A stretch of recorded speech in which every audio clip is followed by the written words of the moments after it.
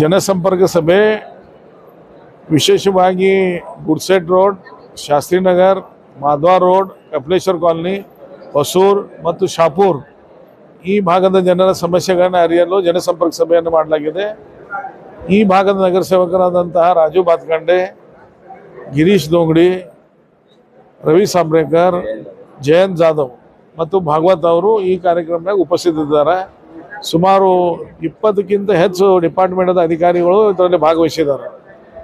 ಇಲ್ಲಿ ಅನೇಕ ಜನ ತನ್ನ ಸಮಸ್ಯೆಗಳನ್ನು ಹೇಳಿ ಇಲ್ಲೇ ನಿವಾರಣೆ ಮಾಡುವಂಥದ್ದು ಬಹುತೇಕ ಆಗಿದ್ದದ. ಕೆಲವೊಂದು ಸಮಸ್ಯೆಗಳು ಉನ್ನತ ಮಟ್ಟದ ಅಧಿಕಾರಿಗಳ ವ್ಯಾಪ್ತಿಯೊಳಗಿರೋದ್ರಿಂದ ಅವು 15 ದಿವಸ, 1 ತಿಂಗಳ ಟೈಮ್ದಲ್ಲಿ ಅವು ಪರಿಹಾರ ಮಾಡುವಂಥದ್ದು ಮಾಡ್ತಾ ಇದ್ದೀವಿ.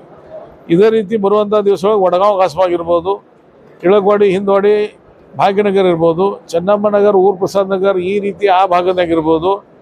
ಈ ರೀತಿ ಒಟ್ಟು ಇನ್ನು 4 ವಾರಗಳು ನನ್ನ ದಕ್ಷಿಣ ಕ್ಷೇತ್ರದ 4 ಕಡೆ ಮತ್ತು ಜನಸಂಪರ್ಕ ಸಭೆಯನ್ನು ನಾವು ಮಾಡ್ತಾ ಇದ್ದೇವೆ.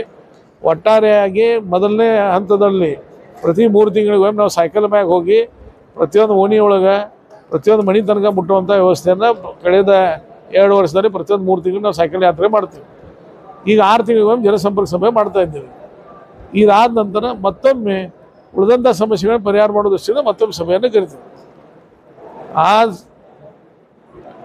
आपल्या या दक्षिण मतदारसंघातील Goodshed road, Shastrinagar, Kapil colony, Hosur, Shapur, Madhav road या भागातील जे नागरिकांची समस्या आहेत ते ऐकून ते समस्या निवारण करण्याच्या दृष्टिकोनात जवळपास 20हून अधिक डिपार्टमेंटचे अधिकारी इथे उपस्थित आहेत.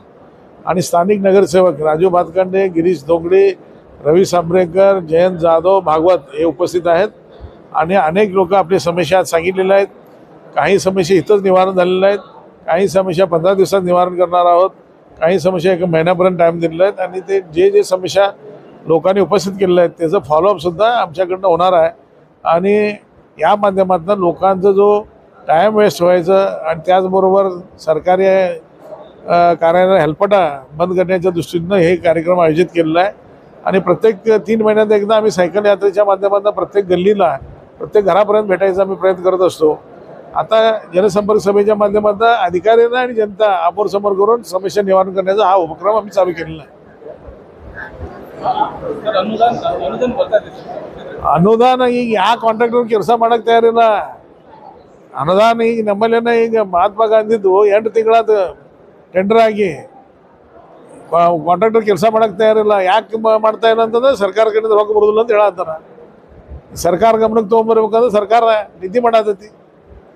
2 ಸಲ ಸಂಬಂಧಪಟ್ಟಂಥ ಮಂತ್ರಿಗಳ ಗಮನಕ್ಕೆ ತೊಗೊಂಬಂದಿದ್ದಾನೆ ನಾನು. ಇದನ್ನು ಸಂಬಂಧಪಟ್ಟಂಥ ಇಲಾಖೆ ಅಧಿಕಾರಿಗಳ ಗಮನಕ್ಕೆ ತೊಗೊಂಬಂದಿದ್ದಾನೆ ನಾನು. ಆದ್ರೂ ಅವ್ರು ಏನೂ ಮಾಡ್ತಾ ಇಲ್ಲ.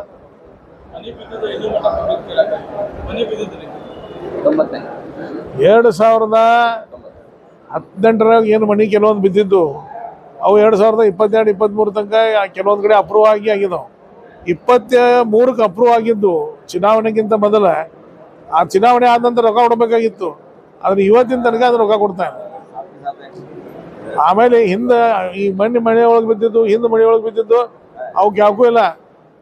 ನಮ್ಮ ಸರ್ಕಾರದಾಗ 5 ಲಕ್ಷಕ್ಕಿಂತ ಹೆಚ್ಚು ರೊಕ್ಕ ಕೊಡ್ತಿದ್ದು. ಇವತ್ತು 50,000 ರೂಪಾಯಿನೂ ಬಂತು. ನಮ್ಮ ಭಾಗನ್ಯಾಗ ದೇವಸ್ಥಾನಗಳು ಅದಾವೆ ಎಲ್ಲ ಕಡೆ.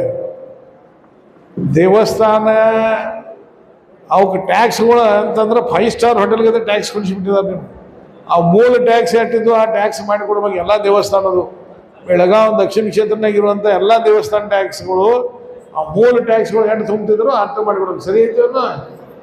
ಈಗ ಸಾಲೇಶ್ವರ ದೇವಸ್ಥಾನ ಬರ್ಕೋರದ ನಮ್ಮ ಜೇಡಗಲ್ಲಿ ಮೊದಲು ಎಂಟಿತ್ತು ಟ್ಯಾಕ್ಸೇ ಬರ್ತಿರಾಗಿತ್ತು. ಟ್ಯಾಕ್ಸನೇ ಇಲ್ಲ. ಆಮೇಲೆ ಟ್ಯಾಕ್ಸನ್ನು ಯಾಕೆ ಕೊಡತ್ರಿ? ಪ್ರಾರ್ಥನಾ ಸ್ಥಳಗಳು ಟ್ಯಾಕ್ಸ್ ಐತಿ. ಟ್ಯಾಕ್ಸ್ ನಾವು ತುಂಬೋದಿಲ್ಲ. ಯಾವ ಮಂದಿರಿಗೂ ಟ್ಯಾಕ್ಸ್ ತುಂಬೋದಿಲ್ಲ. ಅವತ್ತನ್ನೆಲ್ಲ ಇಡೀ ದಕ್ಷಿಣ ಕ್ಷೇತ್ರನೇ ಒಟ್ಟು ಬೆಳಗಾವಿನಾಗ ಇರುವಂಥ ಈ ಪೂಜಾ ಸ್ಥಳಗಳದ್ದು ಟ್ಯಾಕ್ಸ್ಗಳದ್ದು ನೋಡ್ರಿ. ಹಿಂದಿಂದ ಅವೆಲ್ಲ ಟ್ಯಾಕ್ಸ್ ಕೊಟ್ಟಿದ್ರೆ ಅದನ್ನೆಲ್ಲ ಇದನ್ನು ಮಾಡ್ರಿ. ನಾ ಕಮಿಷನರ್ ಮಾತಾಡ್ತೀನಿ. ಓಕೆ.